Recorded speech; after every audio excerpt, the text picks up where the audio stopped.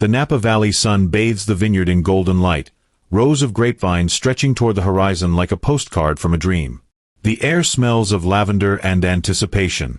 A grand white tent, adorned with cascading roses and fairy lights, hums with the chatter of 300 guests, tech moguls, influencers, and Napa's elite. Crystal flutes clink, and a string quartet plays Vivaldi's Spring. It's the wedding of the year, and Aria Morgan is at its heart. Aria stands in the bridal suite, a vision in her custom Vera Wang gown, ivory silk with delicate lace that hugs her curves and flows into a train that seems to shimmer in the morning light. Her chestnut hair is swept into an elegant updo, a diamond tiara catching the light. Her best friend and maid of honor, Lila, adjusts the veil, her eyes misty. "You look like you stepped out of a fairy tale," Lila says, her voice thick with emotion. "Damon's gonna lose it when he sees you." Aria smiles, her hazel eyes sparkling. "He'd better.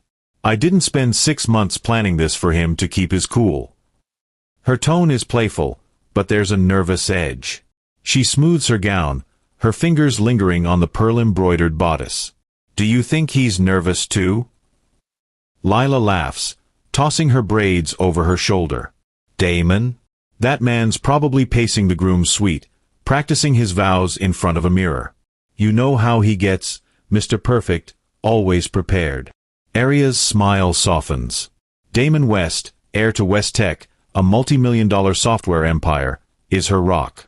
They met 3 years ago at a tech gala, where his easy charm and sharp mind won her over. He proposed under a meteor shower, promising her forever. Today, in front of their world, they'll seal that promise. The door swings open, and the wedding planner, Marissa, pokes her head in, her headset slightly askew. "Aria, we're ready."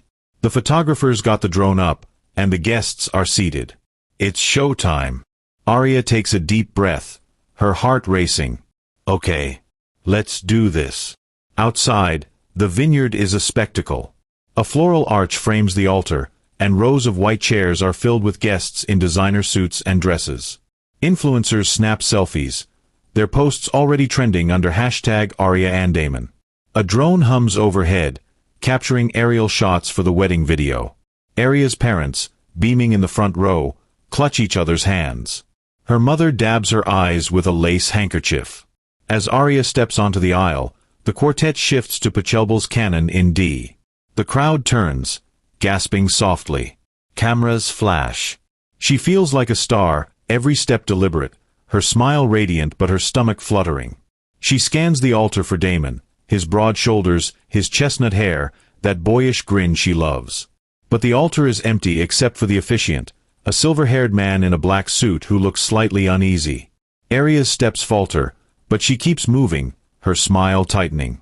"He's probably just late," she tells herself. Maybe a wardrobe malfunction.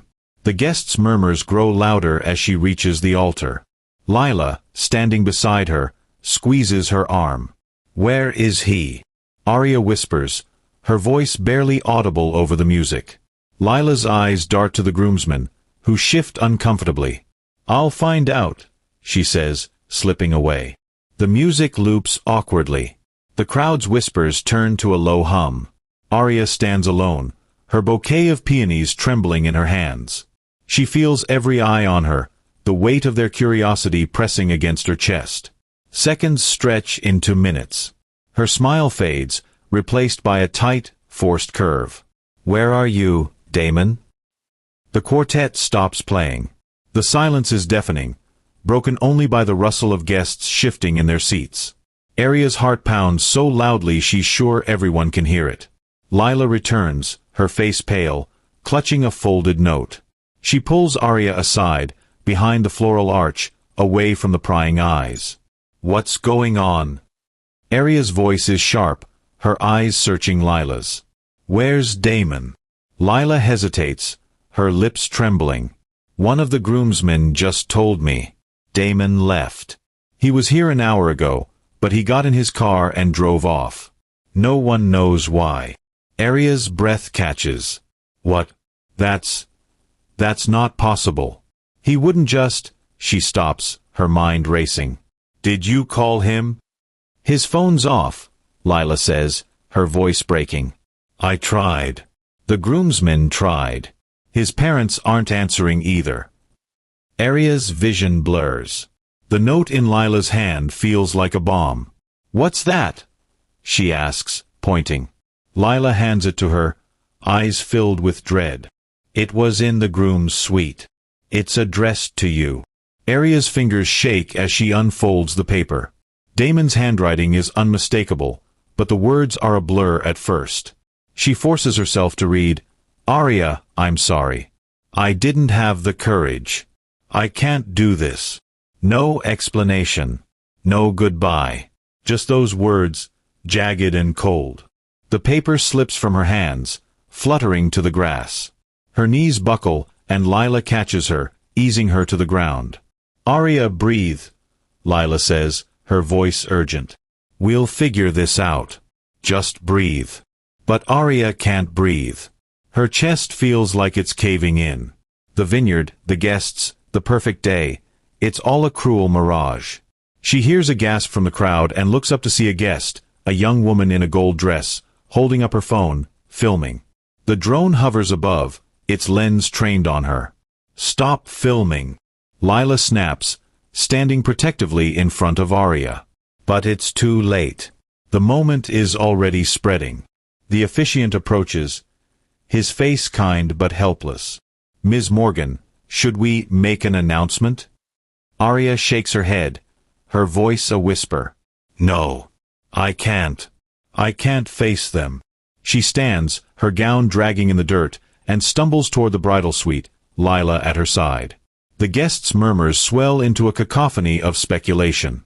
Inside the suite, Aria collapses onto a velvet chaise, her tiara askew. Lila locks the door, shutting out the world. Talk to me, Lila says, kneeling beside her. What do you need? Aria's eyes are distant, her voice hollow. I need him to not have done this. I need this to not be real. Lila pulls her into a hug, and Aria buries her face in her friend's shoulder, tears soaking the silk of her gown. He left me, Lila. In front of everyone. How do I come back from this? You will, Lila says fiercely. You're Aria Morgan. You're stronger than this moment. But Aria doesn't feel strong. She feels like a glass sculpture, shattered into 1,000 pieces, with the world watching her fall apart. By evening, the internet is ablaze. The guest in the gold dress, an influencer named Kiki Star with 2 million followers, posted the live stream to TikTok. The clip, Aria's collapse, the empty altar, the note fluttering to the ground, has 10 million views and counting. Hashtags like #RunawayGroom and #AriaHeartbreak trend globally. X is flooded with memes, some cruel, some sympathetic. A grainy screenshot of Aria's tear-streaked face becomes a viral reaction image. Aria, still in the bridal suite, hasn't seen any of it. Her phone is off, buried in her purse. Lila sits cross-legged on the floor, scrolling through her own phone, her face grim. Don't look at this, Lila says, holding her phone away when Aria glances over. It's a circus out there. Tell me, Aria says, her voice flat. She's changed into sweats, her gown crumpled in a corner like a discarded dream. Her makeup is streaked, her eyes red. Lila sighs. It's bad. People are calling it the wedding disaster of the decade. Some are blaming Damon, some are saying stuff about you. But there's also a lot of support. People are rooting for you. Aria laughs bitterly. Rooting for me? I'm a punchline, Lila. The girl who got dumped at her own wedding. You're not a punchline, Lila says, grabbing her hand. You're a person. And people are connecting with your pain. Look at this. She hesitates, then shows Aria a post on X from a stranger. To the bride left at the altar, you don't know me, but I've been humiliated too. You're not alone. Keep going. It has 50,000 likes. Aria stares at the screen, her throat tight. I don't want their pity, she whispers. I just want to disappear. The next morning, Marissa, the wedding planner, knocks softly. Aria, there are reporters outside. TMZ, People, even CNN. They want a statement. Aria's stomach churns. Tell them to go away. I'm not a story. But she is. By noon, her name is everywhere. Talk shows dissect the drama. A late-night host cracks a joke about the groom who ghosted.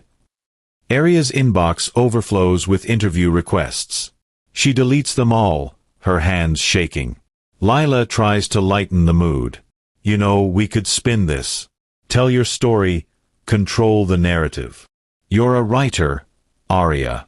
You're good at this. I'm not ready, Aria says, curling into the chaise. I can't face the world right now. Lila nods, but her eyes are determined. Okay. But when you're ready, you're gonna own this. Aria doesn't respond.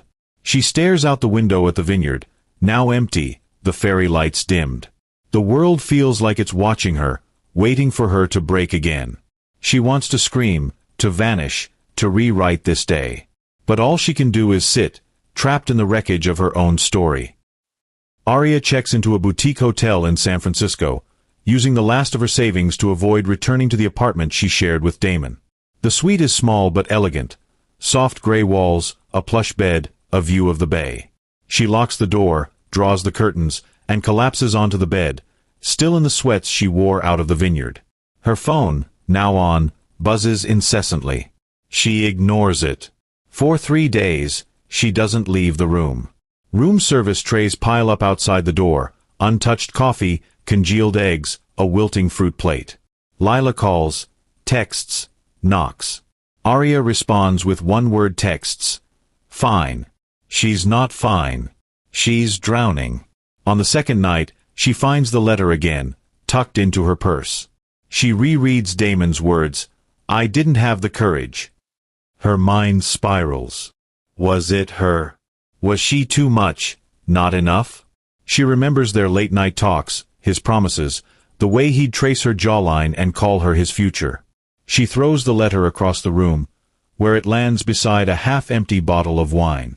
A knock startles her. Aria, it's me, Lila calls through the door. I'm not leaving until you open up. Aria drags herself to the door, her hair a mess, her eyes hollow. Lila steps inside, carrying a bag of takeout. You look like hell, she says bluntly, setting the bag on the table. Eat something. Now. Aria sits, picking at a container of pad thai. I keep thinking he'll call, she admits, her voice small. That he'll explain. That this is all a mistake. Lila's face softens. He doesn't deserve that power over you. What he did, it's on him, not you. But why? Aria's voice cracks. Why didn't he just talk to me? We were supposed to be partners. Lila leans forward, her voice fierce. Listen to me. Damon's a coward. He ran because he couldn't handle whatever was in his head. That's not your fault. But you staying in this room, letting him win? That's on you. Aria's eyes well up. I don't know how to move forward, Lila. Everyone's seen me fall apart. I'm a meme. You're not a meme, Lila says. You're Aria. The girl who built a career from nothing, who planned a wedding that had Napa buzzing. You're not done. You're just starting. Aria wipes her eyes, but the words don't sink in. Not yet. She feels like a ghost, haunting her own life. A week later, reality crashes in. Aria's bank account is nearly empty, drained by deposits for the wedding, caterers, florists, the venue. She calls the vendors, hoping for refunds. Most refuse, citing contracts. One caterer, a gruff man named Tony, snaps over the phone. Lady, I don't care about your drama. I fed 300 people. Pay up. Aria's heart sinks. She checks her credit cards. 2 are maxed out, the 3rd close. Then the landlord calls. The apartment lease, in Damon's name, is terminated. She has 30 days to vacate. She tries calling Damon's parents, hoping they'll help. Their assistant stonewalls her. The Wests are unavailable. She sits on the hotel bed, surrounded by bills, her laptop open to her dwindling bank balance. Panic claws at her chest. She's 29, jobless since she left her magazine gig to plan the wedding, and now homeless. The fairy tale is dead, and she's buried in its debt. Lila visits again, this time with coffee and a plan. "You need work," she says, sliding a business card across the table. "My old editor, Maureen, needs a freelancer. It's short-term, but it's something. She loved your stuff back in the day." Aria stares at the card. Maureen Carter, editor at Vogue West. "I can't write," Aria says. "Not now. I can barely think." "You can," Lila insists. "You're a storyteller. This is your way out. One article. That's all I'm asking." Aria hesitates, then nods. "One article." She meets Maureen at a sleek cafe in the Mission District. Maureen, a sharp woman in her 60s with silver hair and a no-nonsense vibe, sips an espresso. "Aria, I'm sorry about what happened," she says, her voice warm but professional. "But I read your old pieces. You've got a voice. I need a 2,000-word feature on resilience. Can you do it?" Aria's throat tightens. "What if I can't?" Maureen leans forward, her eyes piercing. "You're still standing, aren't you? That's resilience. Write that." Aria takes the job, her hands shaking as she signs the contract. Back at the hotel, she opens her laptop, the cursor blinking on a blank page. She types the title, "What Getting Left at the Altar Taught Me About Self-Worth." The words come slowly, each one a battle. But as she writes, something shifts. The pain, the humiliation, it's still there, but it's fuel now. She writes until dawn, tears staining her cheeks, but her fingers keep moving. Aria Morgan sits on the edge of the hotel bed, the San Francisco skyline a muted gray through the window. Her laptop screen glows with the final draft of her article, "What Getting Left at the Altar Taught Me About Self-Worth." The words feel raw, like she's carved them from her own heart. She hits send, emailing the piece to Maureen Carter, her former editor at Vogue West. Then she collapses back, exhausted but strangely lighter. Writing it was like bleeding onto the page, but it's done. Her phone buzzes. It's Lila, her best friend and lifeline through the past week's chaos. "You sent it." Lila's voice is bright, cutting through the fog of Aria's exhaustion. "Yeah," Aria says, her voice hoarse. "Feels like I just ran a marathon." "You did," Lila replies. "And you're gonna crush it." Maureen's tough, but she knows talent. "You've got this." Aria manages a weak smile. "I don't know, Lila. What if it's too personal? People are already picking me apart online." "That's exactly why it'll hit," Lila says. "It's real. People are tired of polished. They want raw. You're giving them you." Aria's not convinced, but she's too tired to argue. The hotel room, once a sanctuary, feels like a cage now. Her bank account is down to $237.49, and the hotel bill is due tomorrow. She sold her car, a sleek Audi she loved, to cover wedding debts, but it's not enough. The apartment she shared with Damon is gone, her belongings in storage. She's adrift, and the freelance gig is her only tether. Maureen calls an hour later. "Aria, I read your piece," she says, her voice crisp but warm. "It's bold. Vulnerable. It's going to resonate. We're running it online tomorrow, and I want you to do a follow-up Q&A for our socials. Paid, of course." Aria's breath catches. "Tomorrow? That's fast." "You're a story now, kid," Maureen says. "The world's watching. Lean into it. Can you handle the Q&A?" Aria hesitates, her fingers twisting the hem of her sweatshirt. The idea of facing the public again, after the viral humiliation of her wedding day, makes her stomach churn. But she thinks of the bills, the empty bank account. "I can handle it," she says, hoping she sounds convincing. "Good," Maureen replies. "And Aria, this is just the start. You've got a voice. Use it." The call ends, and Aria stares at her reflection in the darkened window. Her chestnut hair is tangled, her hazel eyes shadowed. She barely recognizes herself. But Maureen's words linger. You've got a voice. For the first time in weeks, a spark flickers inside her. Maybe she's not just the runaway bride. Maybe she's something more. The article goes live at 6 a.m. By noon, it's everywhere. Vogue West's website crashes from the traffic. Aria's phone buzzes with notifications. Texts from Lila, emails from strangers, and a flood of social media tags. She's too nervous to look, but Lila barges into her hotel room, brandishing her phone like a trophy. Aria, you're viral again. Lila's grin is infectious. But this time, it's on your terms. Look at this. She shoves her phone under Aria's nose, showing an ex-post from a major influencer. Aria Morgan's article is a gut punch. She's not just a bride who got left, she's a damn warrior. Read this now.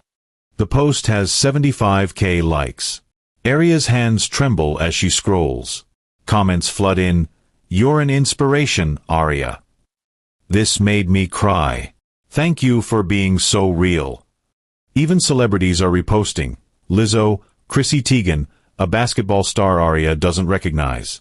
The hashtag Aria Rising trends alongside hashtag Runaway Groom, shifting the narrative from pity to power.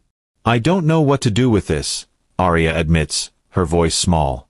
People are acting like I'm some hero. I'm just me. That's why it's working, Lila says, plopping onto the bed. You didn't sugarcoat it. You wrote about the pain, the shame, and how you're still standing. People see themselves in that. Aria pulls her knees to her chest. I feel exposed. Like everyone's looking inside my soul. Lila's eyes soften. They are. But they're also cheering for you. You're not the girl who got dumped anymore. You're the girl who's fighting back. By evening, the hotel lobby is swarmed with reporters. Aria peeks through the curtains, her heart racing.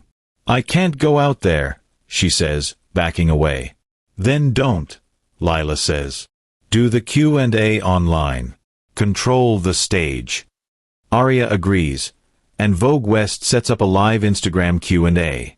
She sits at the hotel desk, her hair pulled back, wearing a simple white blouse. The first question pops up, how do you keep going after something so humiliating? She takes a deep breath, her voice steady but raw. You don't keep going because you feel strong. You do it because you have to. One step at a time. Some days, that's just getting out of bed. The comments explode. Hearts, crying emojis, words of encouragement. Another question. Do you hate him? Aria pauses, her throat tight. I don't hate him. I'm angry, but I'm learning to let that go. Hating him won't fix me. The honesty disarms the audience, and the live stream hits 100,000 viewers. By the end of the night, podcast producers and talk show bookers are emailing Maureen. Aria's article has shifted her from a tabloid tragedy to a symbol of resilience. She's trending again, not as a victim, but as Aria the survivor. 2 weeks later, Aria sits in a sleek Manhattan office, the skyline glittering through floor-to-ceiling windows. She's meeting with Elena Ruiz, a senior editor at HarperCollins. The article's success has snowballed, and now publishers are circling. Aria's in a borrowed blazer, her hands clasped to hide their shaking. Your piece struck a nerve, Elena says, leaning forward. Her dark eyes are sharp but kind. We want your story, full length. A memoir. Unwritten vows. We're offering a 6-figure advance, and we want it fast. Can you deliver? Aria's jaw drops. A book? I'm not a memoirist. I wrote one article. You wrote a manifesto, Elena corrects, sliding a contract across the desk. Your voice is fresh, raw, universal. Women are going to eat this up. Men too. You're not just telling your story, you're telling theirs. Aria hesitates, her mind racing. A book means reliving the pain, exposing more of herself. But it also means financial stability, a chance to rebuild. She thinks of the hotel bills, the storage unit holding her life. What if I can't do it justice? She asks. Elena smiles. You already have. The article was proof. Just write like you did there. Honest, unfiltered. We'll handle the rest. They talk terms, deadlines, royalties, a book tour. Aria signs, her hand trembling but her resolve firm. As she leaves, Elena calls after her, Aria, one more thing. Don't let this define you. It's your start, not your end. Back in San Francisco, Aria moves into a tiny studio apartment, funded by the advance. She sits at a second-hand desk, her laptop open, the cursor blinking. The weight of the book feels daunting, but she starts typing, I thought my story ended at the altar. I was wrong. Lila visits, bringing wine and takeout. A book deal, she squeals, raising a glass. You're a freaking author now. How does it feel? Terrifying, Aria admits, sipping her wine. What if I bomb? You won't, Lila says. You're telling the truth. That's your superpower. Plus, imagine Damon's face when he sees your book on every shelf. Aria laughs, the first real laugh in weeks. I'm not doing this for him. I'm doing it for me. That's my girl, Lila says, clinking her glass. Now write the hell out of it. 6 months later, Aria's life is a whirlwind. Unwritten Vows is in edits, and she's speaking at empowerment conferences, her story resonating with thousands. She's still fragile, but she's finding her footing. At a Women in Tech summit in Silicon Valley, she's a panelist on resilience in leadership. The room is packed, engineers, founders, investors, all buzzing with energy. During a breakout session, a young black coder named Zara Brooks pitches a wearable AI device that tracks physiological signs of trauma, heart rate, cortisol, sleep patterns, to help users manage mental health. Her prototype is clunky, but her passion is electric. Aria's captivated, her writer's mind spinning with possibilities. After the session, Aria approaches Zara at the coffee bar. Your pitch was incredible, she says, offering a smile. That device, it could change lives. Zara, in her early 20s with a bright afro and a nervous grin, blushes. Thanks. It's personal. My sister. She struggled with PTSD. I want to help people like her.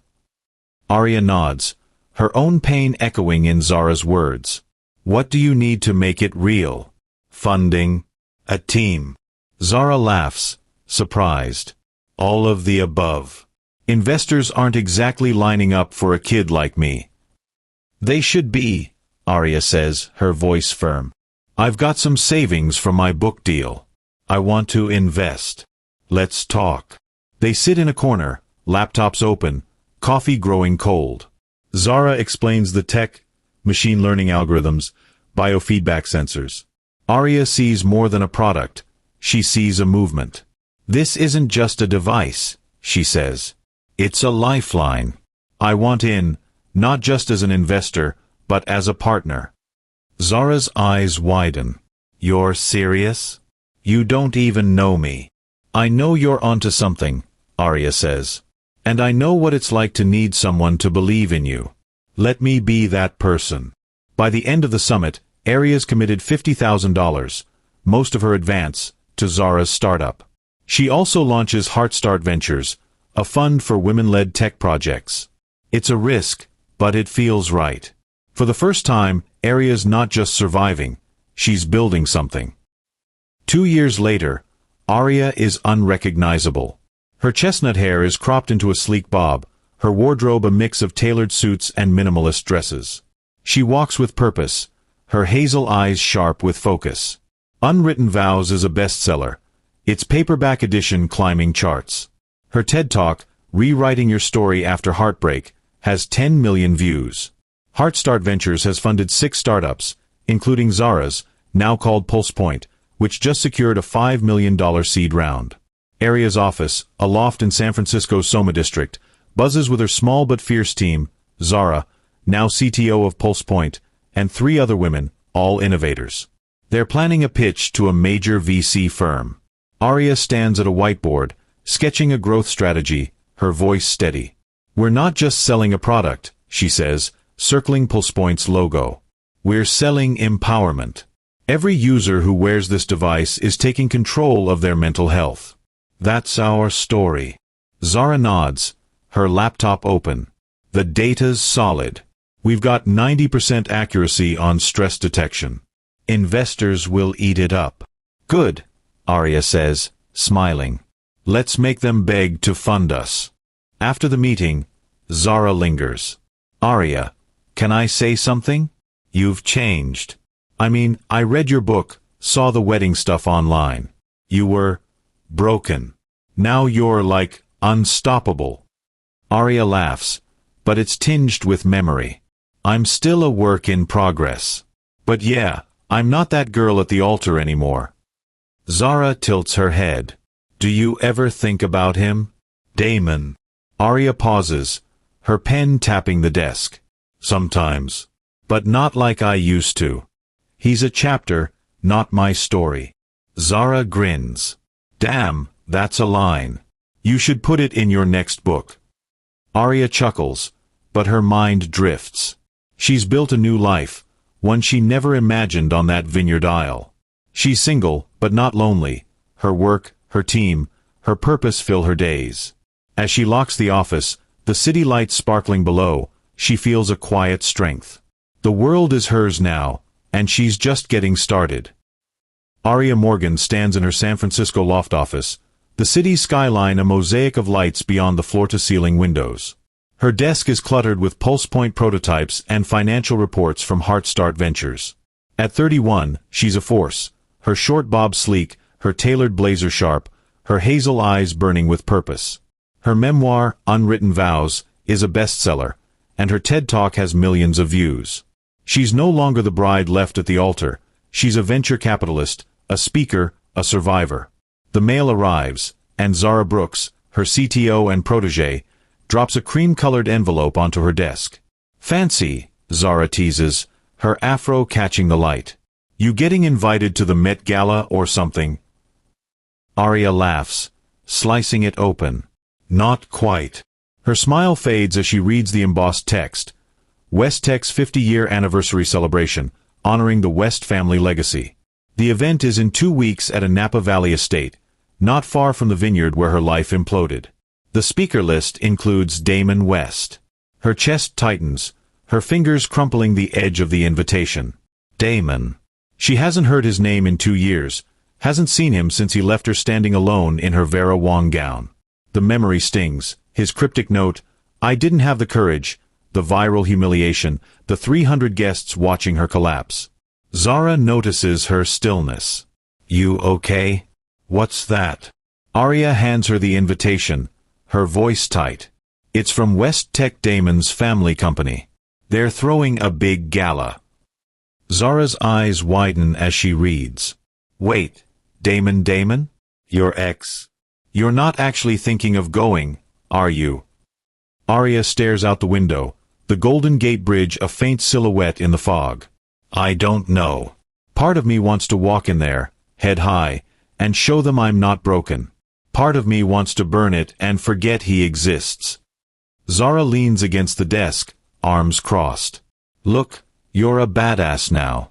You've got a book, a fund, a TED Talk. You don't need to prove anything to him or his fancy family.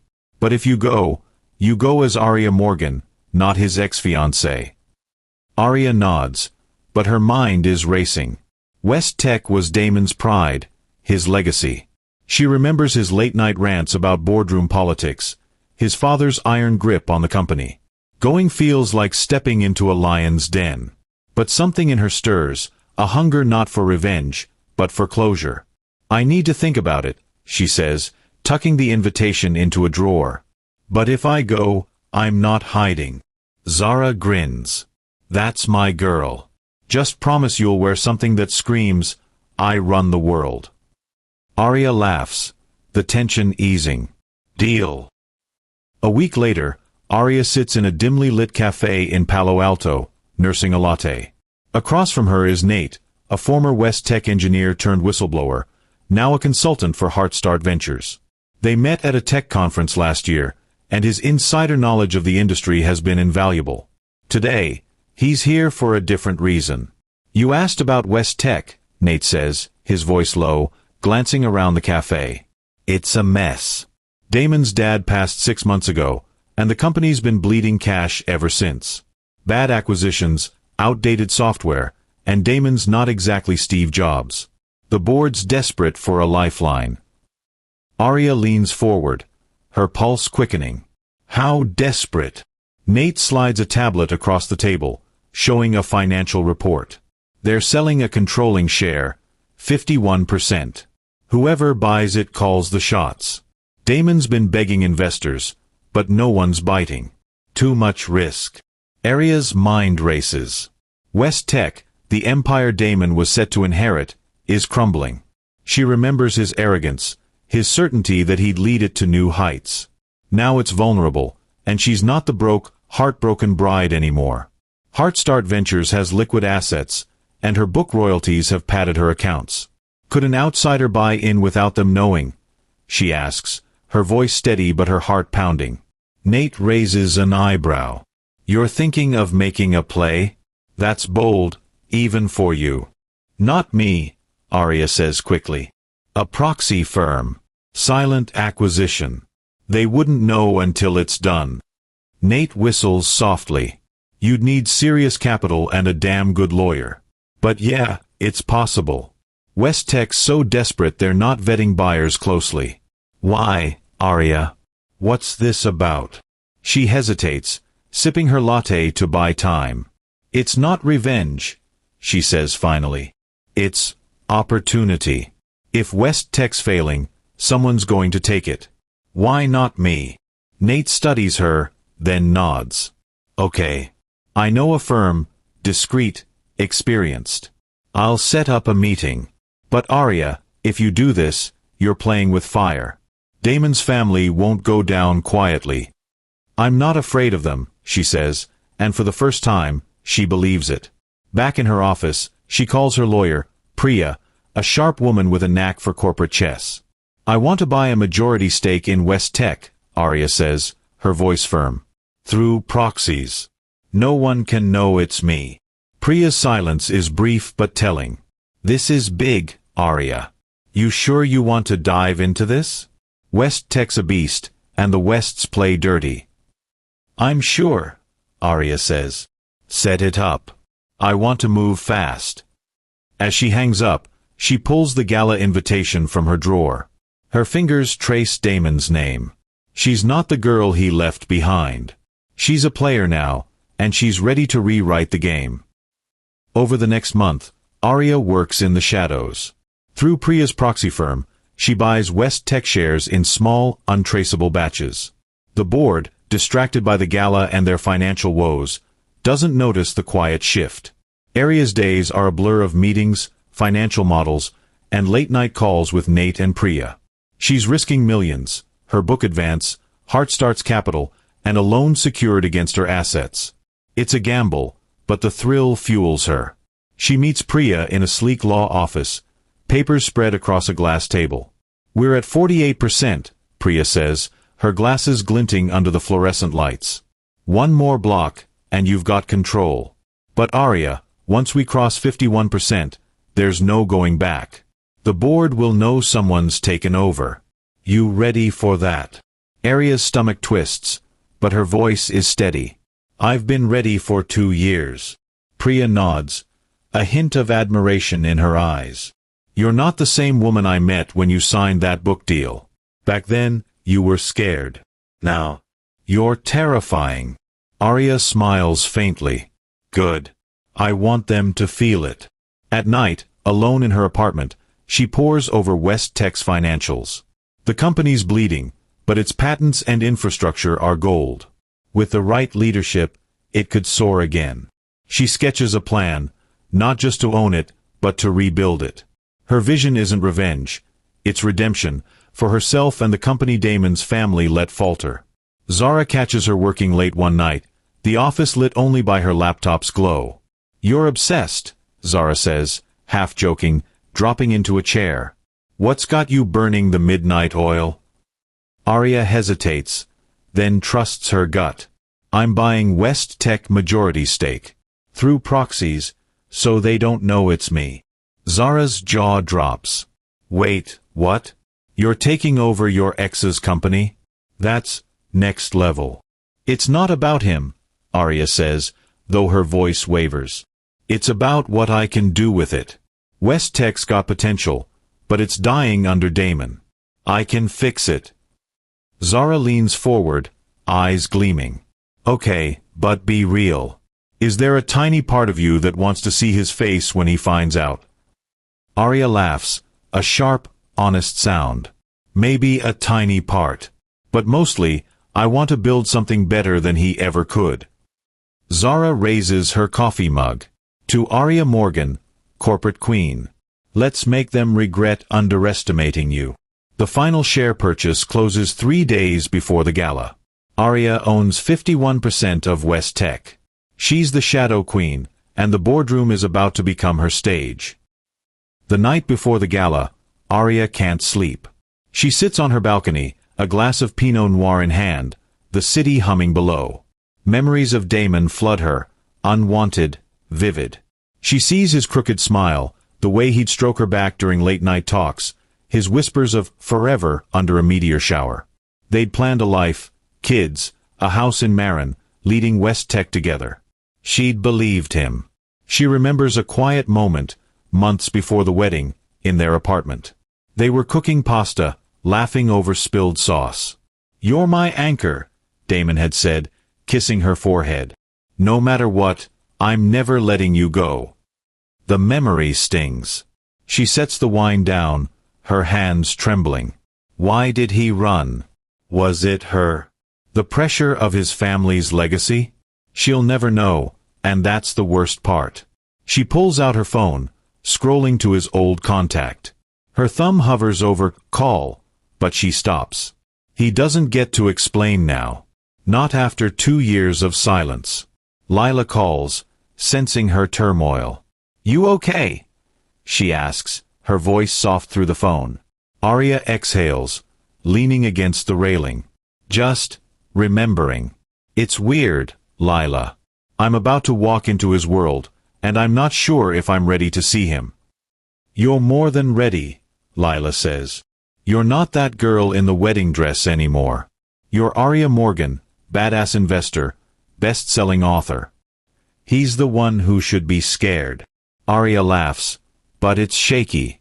What if I see him and feel something? What if I'm not as over it as I think?" "Then you feel it," Lila says. "And you keep moving. You're not doing this for him. You're doing it for you. For every woman who's been underestimated. You've got this." Aria nods, though Lila can't see her. "Thanks.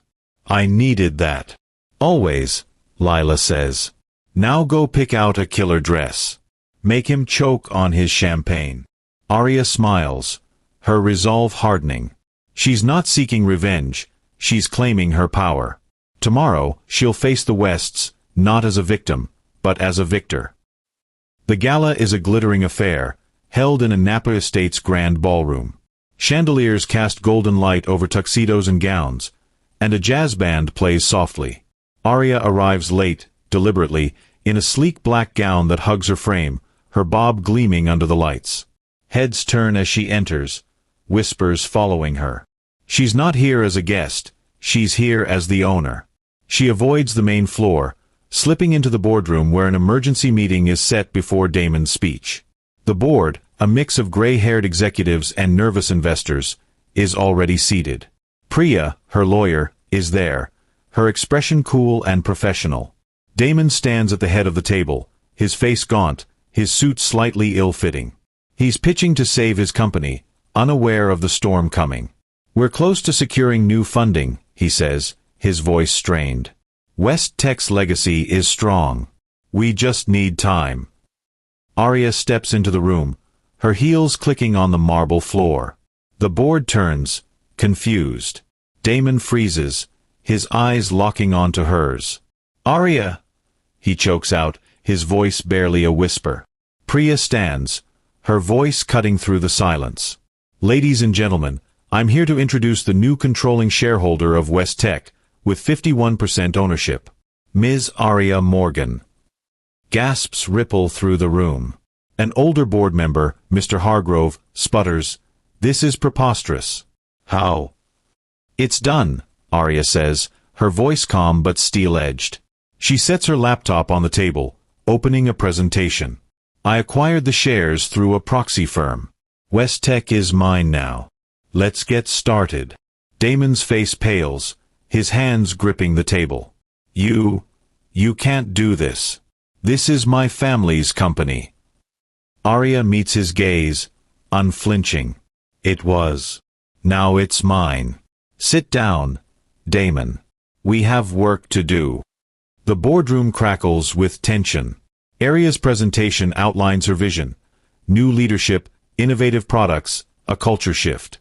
The board, stunned but pragmatic, listens. Damon slumps into a chair, his world unraveling. Aria doesn't smile.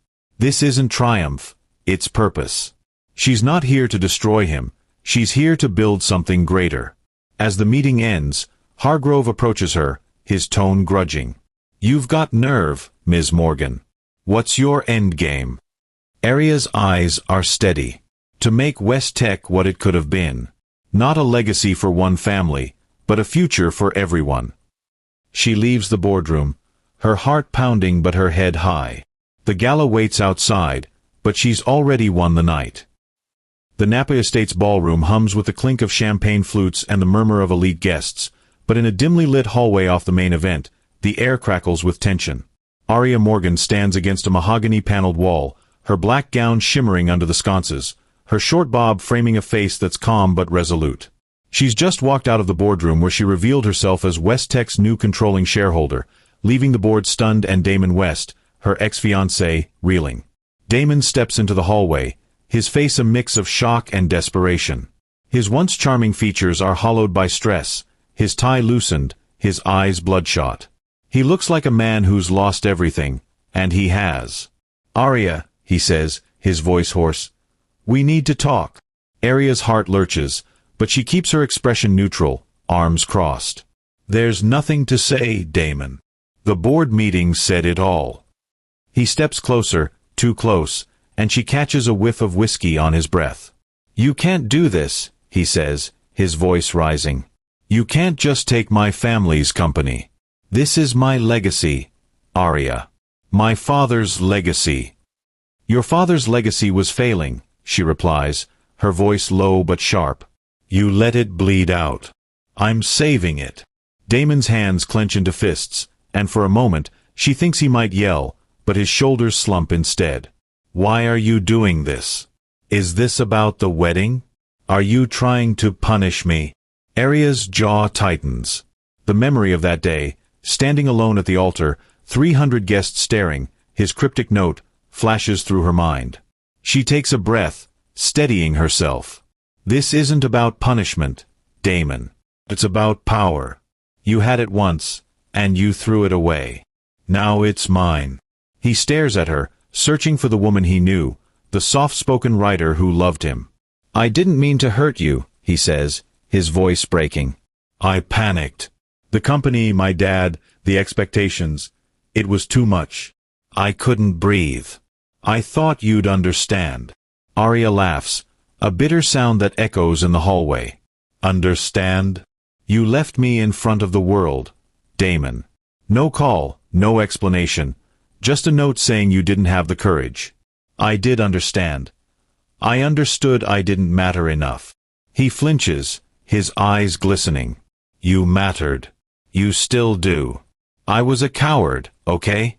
I screwed up. But this," he gestures toward the boardroom, "this is cruel. You're taking everything." Aria steps forward, her gaze unflinching. "You took everything first. My dignity, my future, my trust. I rebuilt it all without you. Westtech isn't your birthright anymore. It's my opportunity." Footsteps approach, and Priya, Aria's lawyer, appears, her expression cautious. "Aria, the board's waiting. You ready to wrap this up?" Aria nods, not breaking eye contact with Damon. "I'm done here." As she turns to leave, Damon grabs her wrist. "Please," he whispers. Don't do this. She pulls free, her voice cold. You did this, Damon. Live with it.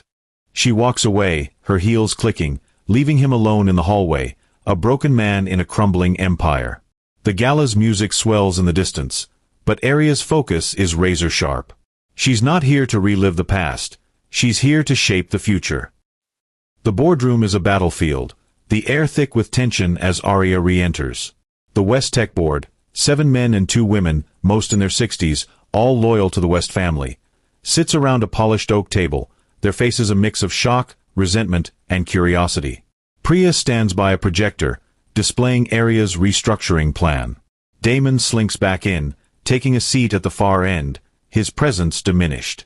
Aria stands at the head of the table, her laptop open, her voice steady. West Tech has potential, but it's been mismanaged. Outdated products, toxic culture, and a leadership vacuum. She glances at Damon, who looks away. I'm proposing a new direction. Innovative AI solutions, diverse hiring, and a focus on sustainability. Effective immediately, I'm calling for a vote to remove Damon West as CEO. A murmur ripples through the room. Mr. Hargrove, a grizzled board member with a loyalty to Damon's late father, slams his hand on the table. This is outrageous. You waltz in here, buy up shares like some corporate raider, and think you can oust the West family? Who the hell do you think you are? Aria doesn't flinch. I'm the majority shareholder, Mr. Hargrove. And I'm the one who sees what this company can be. Damon's leadership has driven West Tech into the red. I'm offering a way out. A younger board member, Ms. Chen, leans forward, her eyes sharp. You've got our attention, Ms. Morgan. But why you? You're a writer, not a tech mogul. What qualifies you to run this show? Aria smiles faintly, clicking to a slide showing Heartstart Ventures' success. I built a venture fund from nothing, funded 6 startups, including PulsePoint, which just raised $5 million. I know how to spot potential and execute. I'm not here to run West Tech myself. I'm appointing Zara Brooks, PulsePoint CTO, as interim CEO. She's young, brilliant, and understands innovation. The room erupts in whispers. Hargrove scoffs. A kid? You're replacing Damon with a nobody. Zara's not a nobody, Aria says, her voice rising. She's a coder who built a wearable AI that's changing mental health tech. She's what this company needs. Fresh vision, not nostalgia. Damon speaks up, his voice strained. Aria, you can't just erase me. I've been preparing for this role my whole life. She meets his gaze, unflinching. You had your chance, Damon. You ran from it. First from me, then from this company. Step aside. The vote is tense but swift. With Aria's 51% stake, the outcome is inevitable. 6 hands rise in favor of removing Damon. Hargrove and 1 other abstain. Damon's face crumples as security is called to escort him out. He leaves without a word, the door closing softly behind him. Aria exhales, her hands trembling slightly. Zara, waiting outside, steps in, her eyes wide but determined. You sure about this? She asks Aria quietly. I'm 24. These people look like they want to eat me alive. Aria grips her shoulder. They'll try. But you're smarter than them, Zara. Show them what you've got. Zara nods, taking the CEO chair. The board watches, skeptical but curious, as Aria hands her the reins.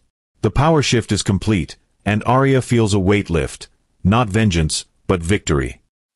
By morning, the news breaks like a tidal wave. Headlines scream across every platform. Jilted bride takes over ex-fiancé's company in stunning power grab. X is a frenzy, memes of Aria in her black gown, captioned Queen of Revenge, mix with think pieces praising her audacity. TikTok videos reenact the boardroom scene, with creators lip-syncing her imagined lines. The story is catnip for the internet. Betrayal, empowerment, and a corporate coup. Aria wakes in her San Francisco apartment to a flood of notifications. Her phone buzzes with texts from Lila, Zara, and her publisher, Elena. Reporters camp outside her building, their cameras flashing through the lobby windows. She pulls the curtains shut, her heart racing. She expected attention, but not this, a global spectacle. Lila calls, her voice giddy. Aria, you're a legend. The whole world's talking about you. Have you seen X? They're calling you the corporate Cinderella. Aria groans, pacing her small living room. I didn't want this circus, Lila. I wanted to fix West Tech, not be a tabloid queen again. You're not a tabloid queen, Lila says. You're a freaking icon. Listen to this post. Aria Morgan didn't just get revenge, she rewrote the game. Women everywhere are cheering. It's got 200K likes. Aria sinks onto the couch, her head in her hands. I can't do interviews, Lila. They'll twist it, make it about Damon, about drama. Then don't, Lila says. Say something on your terms. One post, one statement. Shut them up. Aria hesitates, then opens her laptop. She drafts a post for X, her fingers steady. Sometimes the best closure is ownership. I didn't buy West Tech to settle a score. I bought it to build a future. Thank you for the support. Now, let's get to work. She hits post, and within minutes, it's trending, likes and retweets skyrocketing. Elena calls next, her voice buzzing with excitement. Aria, this is gold for the book. Sales are spiking. Unwritten Vows is back on the bestseller list. We want you to do a follow-up chapter for the paperback. You in. Aria's throat tightens. I don't want to keep living in this story, Elena. I want to move forward. And you will, Elena says. But this is your moment. Use it. Show the world who you are. Aria agrees, reluctantly, to write the chapter. As she hangs up, she sees a news alert, a clip of Damon leaving the gala, head down, avoiding cameras. The headline reads, Former CEO ousted by ex-fiancé in dramatic takeover. She feels a pang, not of guilt, but of finality. This chapter of her life is closing, and she's the one writing the ending. 3 months later, Aria stands in West Tech's redesigned headquarters in Silicon Valley. The once stuffy offices are now open plan, with glass walls, vibrant art, and collaborative spaces. Zara, as interim CEO, has wasted no time. She's launched a new AI division, poached top engineers, and funded STEM programs for underrepresented youth. The stock, once plummeting, is climbing steadily. Aria walks through the bustling office, her blazer swapped for a crisp white shirt and jeans. Employees nod respectfully, some whispering as she passes. She's not just the owner, she's the architect of a new era. In a conference room, she meets with Zara and the leadership team to review progress. The new AI suite is testing at 95% accuracy, Zara says, projecting data onto a screen. We're ahead of schedule. And the diversity initiative? We've hired 30% more women and people of color this quarter. Aria smiles, pride swelling. That's incredible, Zara. You're proving them wrong every day. Zara grins, but her eyes are serious. Couldn't have done it without you. You took a chance on me, on this company. Why'd you believe in it so much? Aria leans back, choosing her words carefully. West Tech was a symbol, of Damon's world, of everything I lost. But it's also a platform. I saw what it could be, a place for innovation, for people like you to shine. I'm not here to erase the past, I'm here to build on it. A senior engineer, Marcus, speaks up. Ms. Morgan, no offense, but some of us were loyal to the Wests. Why should we trust you? Aria meets his gaze. You shouldn't trust me because I own the company. Trust me because I'm investing in you, your ideas, your future. Look at the numbers. Look at Zara's work. That's what I'm about. Marcus nods, mollified. The meeting continues, ideas flying, energy high. Later, Zara pulls Aria aside. You're good at this, she says. Not just the business stuff, the people stuff. You make us believe. Aria laughs softly. I'm still figuring it out. But I know what it's like to feel invisible. I want everyone here to feel seen. As she leaves the office, she passes a framed article on the wall, Vogue West's cover story on her takeover, titled From Heartbreak to History. She doesn't linger on it. Her focus is forward. New products, new talent, a new legacy. West Tech is hers now, and she's making it matter. Aria Morgan sits at her desk in her San Francisco apartment, the city's fog curling against the windows like a soft shroud. It's late, the glow of her laptop casting shadows across her face. West Tech is thriving under her ownership and Zara Brooks' leadership, its stock climbing and its new AI division making waves. Aria's memoir, Unwritten Vows, is back on bestseller lists, and her venture fund, Heartstart Ventures, is funding a new wave of women-led startups. She's a force, but tonight, she's alone with her thoughts. Her inbox pings, and she glances at the sender, Damon West. Her breath catches. She hasn't heard from him since the boardroom showdown 3 months ago, when she ousted him as CEO. The subject line is simple, I'm sorry. Her finger hovers over the delete button, but curiosity, or something deeper, wins. She opens it. The email is long, raw, unpolished. Aria, I've rewritten this 100 times. Nothing feels right. What I did to you was unforgivable. I was drowning in my father's expectations, in the weight of West Tech, and I ran. I hurt you, and I've hated myself for it every day since. You've built something incredible, and I'm proud, even if I have no right to be. I don't expect forgiveness, but I need you to know I'm sorry. Aria's chest tightens, memories flooding back, Damon's laugh, his promises, the note that shattered her world. She reads the email twice, her emotions a tangle of anger, sadness, and something softer. She saves it, closes her laptop, and leans back, staring at the ceiling. Lila, her best friend, calls the next morning, sensing Aria's unrest through their daily texts. You okay? Lila asks, her voice warm but probing. You've got that, I'm overthinking vibe. Aria hesitates, sipping coffee on her balcony. Damon emailed me. An apology. A real one. Lila's silent for a beat, then whistles. Wow, that's bold. What did he say? He's sorry. Says he was overwhelmed, ran because he couldn't handle it. He's proud of what I've done with West Tech. Aria's voice is steady, but her fingers twist the coffee mug's handle. Lila snorts. Proud? He doesn't get to play Proud X now. What do you think? You believe him. Aria gazes at the bay, the Golden Gate Bridge half hidden in mist.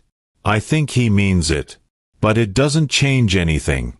I don't need his apology to move on, I already have. So, you gonna reply? Lila asks, her tone curious. Aria shakes her head, though Lila can't see. No.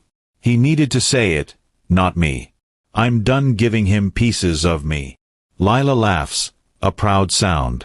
That's my girl. You're not just closing the book, you're burning the whole damn library. Aria smiles, the weight of the email lifting. She doesn't reply to Damon. Instead, she archives the message, a quiet act of closure. The past is done, and her future is hers to write. 6 months later, Aria is in Berlin for a global tech summit, her first international speaking gig since the West Tech takeover. The conference hall is a sleek maze of glass and steel, buzzing with innovators from around the world. Aria's keynote on resilience draws a standing ovation, her story of heartbreak and triumph resonating across cultures. She's in her element, her tailored navy suit sharp, her hazel eyes bright with confidence. After the talk, she lingers at a networking reception, a glass of sparkling water in hand. A man approaches, tall, with warm brown eyes and a quiet intensity. His name tag reads Rafael Torres, founder, Greenwave Solutions. He introduces himself, his Spanish accent soft but clear. Your talk was incredible, he says, smiling. You made resilience sound like a superpower. Aria laughs, tucking a strand of her bob behind her ear. Thanks. It's less glamorous up close, mostly stubbornness and coffee. Raphael's smile widens. I get that. I'm an ex-engineer turned climate tech founder. Stubbornness is my whole business model. They talk for hours, moving to a quiet corner of the venue. Raphael shares his story, leaving a corporate job to build tech for sustainable energy, driven by his family's roots in a drought-stricken village. Aria's drawn to his passion, his lack of pretense. He's not chasing fame or power, he's chasing impact. You remind me of someone, Raphael says, his eyes thoughtful. Not the viral story version of you, the real you. The one who kept going. Aria's cheeks warm, unused to such direct sincerity. You've read my story, then? Hard not to, he admits. It's everywhere. But I'm more interested in what's next. What's Aria Morgan building now? She smiles, intrigued. A lot. West Tech's expanding, my fund's growing. But honestly, I'm figuring out who I am outside the headlines. Raphael nods, his gaze steady. That's the hardest part, finding yourself after the noise. I'd like to hear more, if you're up for it. Maybe over coffee. Aria hesitates, her heart cautious but open. Coffee sounds good. They exchange numbers, and over the next few weeks, their connection deepens through texts, calls, and a dinner in Berlin's vibrant Kreuzberg district. Raphael's calm presence grounds her, his ambition matches hers, but it's his kindness that disarms her. He's not a replacement for Damon, he's a new beginning. Aria stands on the same Napa Valley vineyard where her world fell apart 3 years ago. The rows of grapevines stretch under a golden sunset, the air heavy with memories. She's not in a gown this time, just jeans, a soft sweater, and her hair loose. A notebook rests in her hands, its pages filled with ideas for West Tech's next chapter.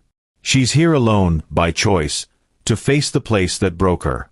The floral arch is gone, but she walks to where the altar stood, the grass worn from countless weddings since hers. She closes her eyes, hearing the echo of Pachelbel's canon in D, the whispers of 300 guests, the silence of Damon's absence. The pain is still there, a dull ache, but it no longer defines her. She sits on the grass, opening her notebook. A breeze carries the scent of lavender, and she writes, "This place was my ending once. Now it's just a place. I'm not the bride who fell. I'm the woman who rose." Lila calls as Aria drives back to San Francisco, her voice crackling through the car's speakers. "You went back to the vineyard? You okay?" Aria smiles, the road winding through the hills. "Yeah. I needed to see it again. Not to mourn, to let it go." Lila's voice softens. "You sound lighter. Like you're free." "I am," Aria says, and she means it. "It's not about forgetting. It's about owning every piece of my story." "You're a poet now," Lila teases. "What's next? You gonna write a sequel?" Aria laughs. "Maybe. But first, I'm living." She hangs up, the sunset fading behind her. The vineyard shrinks in her rearview mirror, a chapter closed.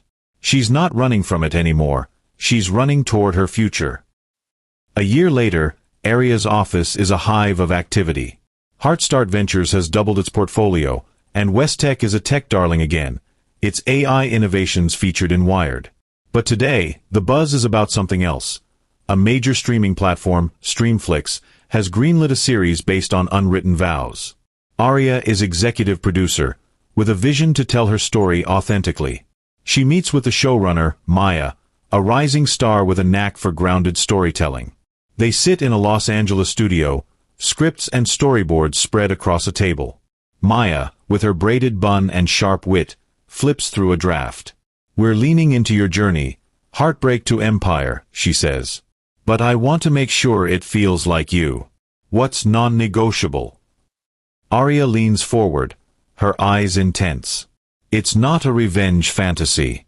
It's about resilience, about women taking control. I want diverse voices, writers, actors, crew. And I want it to feel real, not glossy." Maya nods, jotting notes. "Got it.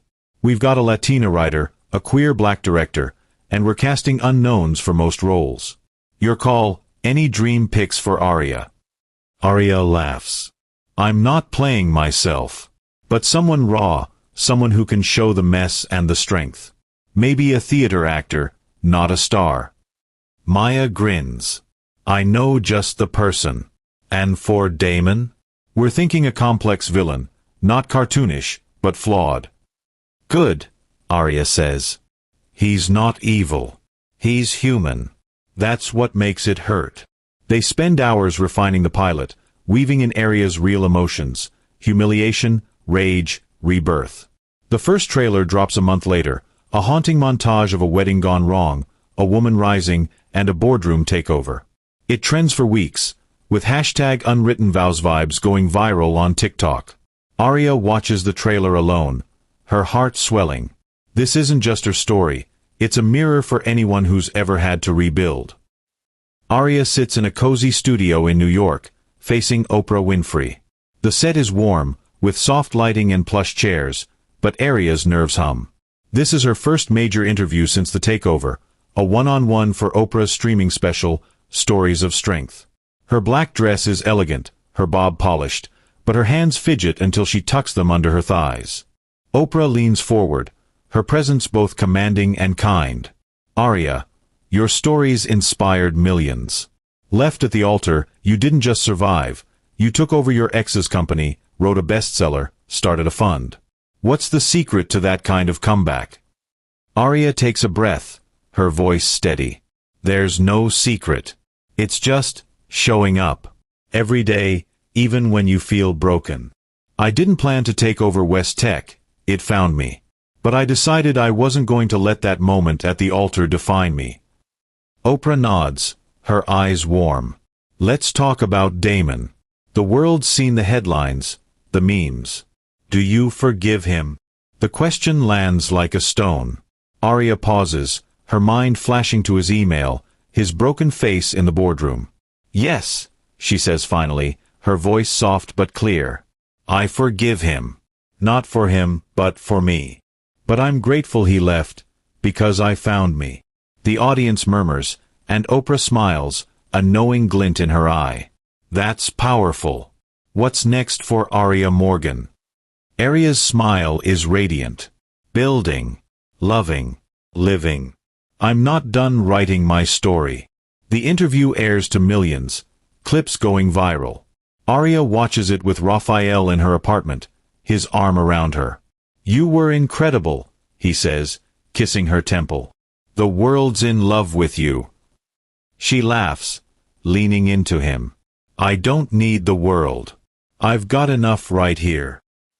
Under the shimmering northern lights in Iceland, Aria stands on a snowy cliff, the sky a canvas of green and purple. Raphael is beside her, his breath visible in the cold. They've been together a year, their relationship a quiet haven of mutual respect and shared dreams. Tonight, he's planned a surprise. He turns to her, his eyes bright. Aria, I didn't bring you here just for the view. He pulls a small box from his coat, dropping to one knee. Her heart stops. The ring is simple, a sapphire set in white gold, reflecting the aurora. I love you, he says, his voice steady. Not because of your story, but because of who you are, strong, kind, unstoppable. I want to build a life with you. Will you marry me? Aria's eyes well up, but she doesn't cry. She feels peace, a certainty she never had with Damon. Yes, she says, nodding, her smile wide. He slips the ring on her finger, and they kiss under the dancing lights, the world fading away. Back in their Reykjavik hotel, they sit by a fire, wrapped in blankets. You sure you're ready for this? Aria teases, her fingers tracing the ring. I come with a lot of baggage. Raphael laughs, pulling her close. Your baggage built an empire. I'm all in. She smiles, her heart full. In her mind, a voiceover plays, as if for the YouTube audience. Sometimes life doesn't give you the story you wanted, but the one you were meant to write. The screen fades to black, leaving viewers with Aria's triumph, her love, her new beginning, a story that's hers alone. I'm glad you made it to the end. I hope you enjoyed the story.